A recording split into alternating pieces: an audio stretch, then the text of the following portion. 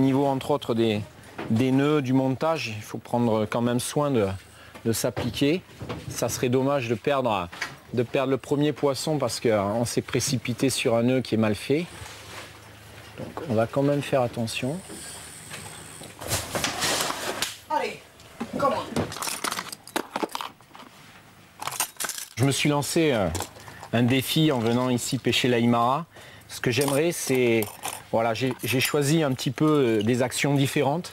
Et mon défi, en fait, c'est de toucher au moins un Aïmara sur chaque type de leurre.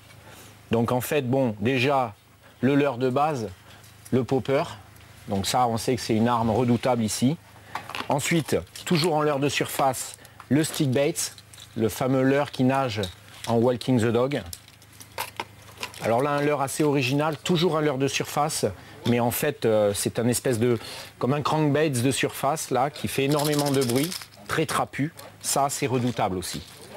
Et ensuite, un petit peu plus original, je pense très peu utilisé ici, les fameux lipless, donc des leurres qui plongent déjà un petit peu plus dans la couche d'eau. Très bruyant également. Donc celui-là, en gros modèle, devrait, je l'espère, bien donner.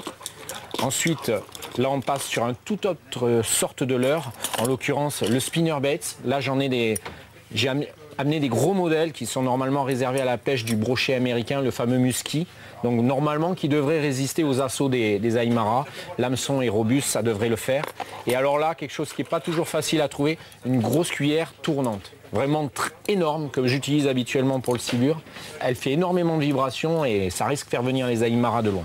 Voilà, là déjà, j'ai quelque chose comme 6 leurres à tester et mon but ultime, ça serait de faire au moins un beau poisson par leurre. Ça serait déjà vraiment sympa.